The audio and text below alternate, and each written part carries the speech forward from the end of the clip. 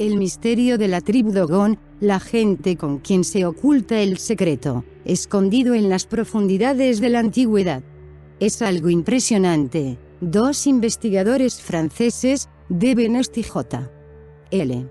Dubent, hacían público no hace mucho el resultado de sus últimas investigaciones en torno a una estrella, a una de las más brillantes del firmamento y que se encuentra a una distancia de 8,7 años luz de la Tierra.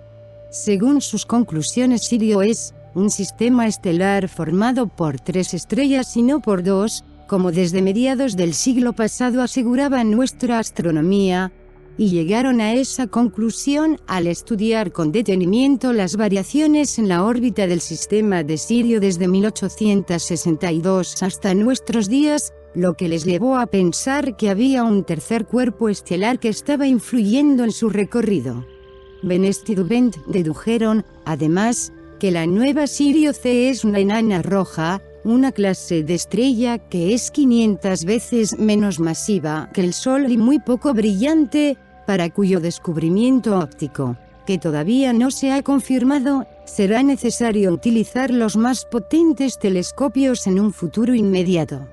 Naturalmente, los dogones poseen su calendario, pero las fechas para la celebración del Sigi se obtienen siguiendo un método ancestral, en nada relacionado con el Sol, Sirio o la Luna. Se fijan en una hendidura que existe en una roca llamada Yogo situada en el centro del poblado Yougdogoro, y lo curioso es que esta hendidura se ilumina con un fulgor rojo en el año que precede a la ceremonia Sigi. También aparecen en las afueras del poblado unas calabazas alargadas que nadie parece haber plantado. Estos sucesos hacen reunirse al Consejo de Ancianos, que con la ayuda de los ogones y de los barriles de cerveza que se conservan religiosamente, señalan la fecha de la celebración. Por el número de barriles conservados se calcula que vienen haciendo esta ceremonia desde el siglo XII. El territorio donde se localiza la mayoría dogona está bisectado por la falla de Bandiagara, que llega a presentar un desnivel de 150 metros en las zonas bajas y de 300 metros en las altas, promediando los 200 metros en la mayor parte del recorrido a lo largo de 150 kilómetros. En el sudeste de la falla se encuentra la llanura árida de Senogondo y al noreste la meseta de Bandiagara. Históricamente, los pueblos dogones se establecieron en el área de Bandiagara como consecuencia del rechazo colectivo de esta etnia a convertirse al islamismo hacia alrededor de 1000 años. La inseguridad a la que se vieron enfrentados los dogones como consecuencia de la presión impuesta por otros pueblos musulmanes le llevaron a desplazarse y a instalar sus aldeas en posiciones defendibles sobre paredes escarpadas y colinas. Otro factor que influyó sobre la elección del emplazamiento de sus pueblos fue el agua. El río Níger está cerca y en la piedra de arenisca de su ubicación nace, al pie del risco, un riachuelo durante la temporada húmeda. Entre los dogones existen multitud de tradiciones orales que relatan la historia de su origen. Una de ellas explica que provienen del Mandé, situado hacia el suroeste de los riscos de Bandiagara, cerca de Bamako. De acuerdo a esta tradición oral, el primer emplazamiento dogón se estableció en el extremo suroeste de la escarpadura de Canina. Hacia el siglo XV, los dogones se mudaron hacia el norte, a lo largo de esta escarpadura, llegando hasta la región de Sanga. Otros relatos orales sitúan el origen de los dogones hacia el oeste, más allá del río Níger, o afirman que el pueblo dogón viene del este. Es probable que los dogones actuales estén formados por múltiples grupos de diverso origen que migraron para escapar de la islamización. Lo más avanzado que tienen actualmente los dogones en cuanto a ciencia es la medicina. Los ancianos la practican junto con la adivinación, con maravillosos resultados, y sin los rituales fetichistas comunes a todas las tribus del África Negra. De hecho, los ancianos aseguran no ser brujos, pero guardan silencio cuando se les pregunta cómo realizan curaciones y predicciones con tanta exactitud.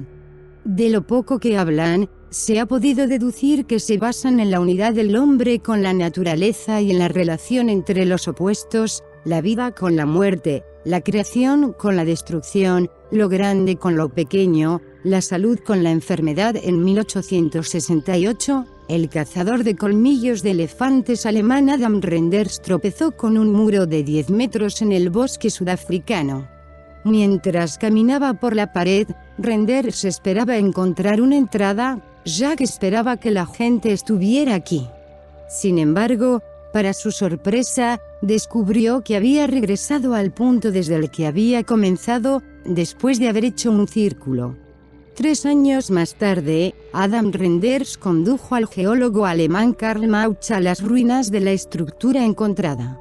Mauch expuso la teoría de que Zimbabue se encontraba en el mítico país de Ofir, en el que el rey Salomón extraía oro y piedras preciosas. Fue solo una de las muchas versiones con las que intentaron explicar el misterio de Zimbabue. Cabe señalar que uno de los estados africanos tomó prestado un nombre de estas ruinas. La antigua Rodesia del Sur se llama hoy Zimbabue. Ahora, cuando se corta el bosque que rodea el misterioso edificio, se pueden ver rocas en la distancia y, un poco más lejos, en el valle, hay un muro ovalado de la fortaleza. El muro rodea un espacio de unos 2 campos de fútbol. Esta elipse ahora se llama la residencia del zar, aunque detrás de la pared no encontraron nada que usualmente sirva como decoraciones de la corte real. La altura del muro que rodea la residencia del zar es de 10 metros, el espesor promedio es de 4,5 metros. Las fuentes europeas mencionan por primera vez esta estructura en el siglo XVI. En particular, el historiador portugués Juan de Barros escribió: los nativos llaman a este edificio Zimbabue. Nadie sabe por quién y cuándo fue construido, porque los locales no tienen lenguaje escrito, y no hay tradiciones orales sobre esto. Puntuación tampoco. Es cierto, afirman que Zimbabue fue construido por el diablo, porque supuestamente tiene tales propiedades en el lenguaje de la gente de Shona. Zimbabue significa hogar venerado, lo que sugiere una posible conexión de este objeto con la religión. Además, las ruinas de Zimbabue no son las únicas. En Mozambique, alrededor de la ciudad de Nova Sofala, se encontraron ruinas del orden de cientos de tales estructuras, de tamaño más pequeño pero de forma similar.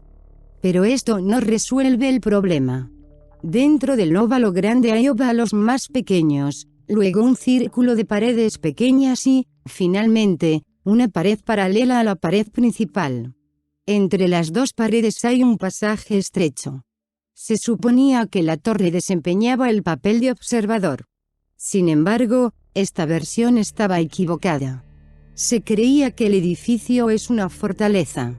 La arqueóloga inglesa Gertrude Catton Thompson, quien excavó el sitio en 1929, sugirió que hay una tumba debajo de la torre.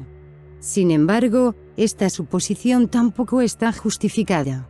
La cuestión del nombramiento de la torre hasta ahora permanece abierta. Se cree que los dogones son de ascendencia egipcia y su tradición astronómica se remonta a miles de años atrás, hasta el 3200 a. Durante siglos, los dogones lograron mantenerse aislados de las influencias vecinas y de la captura por parte de los traficantes de esclavos islámicos.